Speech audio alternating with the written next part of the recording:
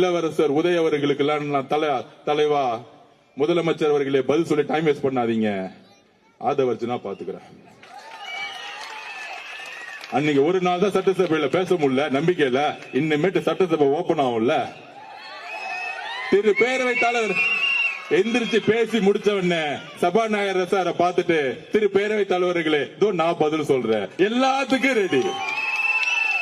75 வருஷ வரலாறு திமுகவுடைய எல்லா திருட்டுத்தனமும் எல்லா கொள்ளையடிச்சும் எனக்கு தெரியும். படிச்சு வந்திருக்கேன், ஒவ்வொரு வரியா படிச்சிருக்கேன். நீங்க கேள்வி கேட்ட அடுத்த செகண்ட் நான் பதில் சொல்லுவேன்.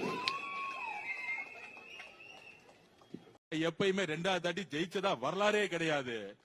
மு.க. ஸ்டாலின் அவர்கள் 200 தொகுதி ஜெயிச்சிருவேன், 200 தொகுதி ஜெயிச்சிரும் சொல்லும் பொழுது அன்றைக்கே மேடையில் நம்மளுடைய தலைவர் சொன்னாரு, நான் உட்பட குளத்தூர்ல உட்கார்ந்து பேசினேன், உங்க தந்தை கலைஞராலே முடியாத பொழுது நீங்க ஜெயிச்சிருவீங்களா எங்க தலைவர் எதிர்த்துன்னு கேட்ட 2வது முறை. இன்றைக்கு கேட்கிறேன், திரு எதிர்கட்சி தலைவர் திரு உதயநிதி அவர்களே, உங்க தாத்தா கலைஞராலே முடியல, உங்க அப்பா ஸ்டாலினாலே முடியல, எங்க தலைவரை நீங்க ஜெயிச்சிட முடியுமா?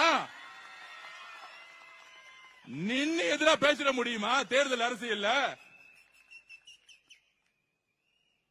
நம்ம கிட்ட கிளாஸ் எடுக்கிறாரு தேர்தல் அரசியலை பத்தி சட்டசபையில வந்து. அன்னைக்கு நான் எந்திரிக்கலான்னு இருந்தேன்.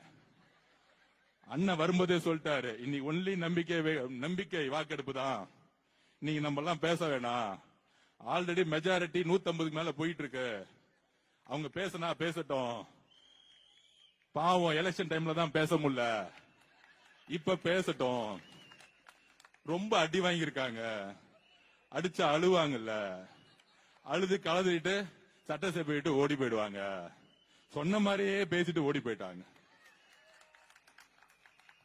இது நம்மள பணியை செய்து 50 வருஷம் பண்ணி 5 வருஷம் செஞ்சு முடிப்பாரு. எழுதி வச்சுக்கோங்க. என்கிட்ட போய் கேட்டாங்க, 700 கடையை மூணா 8000 கோடி சேல்ஸ் டவுன் ஆகுது, அத பினான்ஸ் செக்ரட்டரி எங்க தலைவர் சொல்லிருக்க மாட்டாரா? அப்ப எங்க தலைவர் என்ன முடிவு எடுத்தார்? மக்களோட உயிரை விட 8000 கோடி பணம் முக்கியம் அல்ல, மக்களுக்கு 1000 ரூபாய் நீங்க பேங்க்ல போடுறமே அதோட முக்கியம் டாஸ்மாக் கோடிய மிகப்பெரிய பிரச்சனை, டஸ்ட் பிரச்சனை. அதுதான் முதல்ல அவர் கையில் எடுத்தார். மக்களுக்கு தேவையான இந்த 1000 ரூபாய்ங்கிறது கடமை, அண்ணன் கொடுக்கிற கடமை. அதே நேரத்தில் டாஸ்மாக் கோடிய மக்களுடைய பிரச்சனை இருக்கு, அதுக்கு நான் சரி செய்யறேன்னு 700 கடையை தூக்கி போட்டாரு. 8000 கோடி இல்லைனாலும் பரவாயில்ல. இந்த அரசியல் நல்ல அரசியல். அதுக்கப்புறம் தான் திரு மு.க. ஸ்டாலின் அவர்கள் கம்யூனிஸ்ட் எல்லாம் வாபஸ் பண்ணிட்டாங்க, நம்ம அமைதியா ஒரு ஸ்டேட்மெண்ட் ரெடி பண்ணிட்டார். நல்லவர் மாதிரி நாங்கள் ஜனநாயகத்தை மதித்த எதிர்கட்சியா நடத்துவோம். அது நீங்க என்ன சொல்றது? மக்களே தீர்ப்பு கொடுத்துட்டாங்க. ஐயா நீங்க எதிர்கட்சி தலைவராக கூட இருக்க, நான் வீட்டுல அமைதியா உட்கார்ந்து ரிட்டையர் பண்ணிட்டாங்க. நான் அன்னைக்கே சொன்னேன், குளத்தூர்ல என்ன நடக்கும், கொடைக்கானல் போகும்போது லைலக்கால வாசல் சொன்னேன், அவர் ரெஸ்ட் எடுக்க போகும்போது இந்த எலெக்ஷனோட நிரந்தரமா அவர் ஓய்வு பெற போறாரு, கொடைக்கானல் இருந்து ஸ்டார்ட் பண்ணிட்டோம், அடுத்தது ஊட்டி போட்டு நான் பேட்டி கொடுத்தேன். நான் பேட்டி கொடுக்கும் போதெல்லாம் சீரியஸா இல்ல, இப்ப எல்லாம் எடுத்து போட்டுட்டு இருக்காங்க. எப்படி ஆதவர்ஜனா சொன்னதெல்லாம் கரெக்டா நடந்துகிட்டே இருக்கு.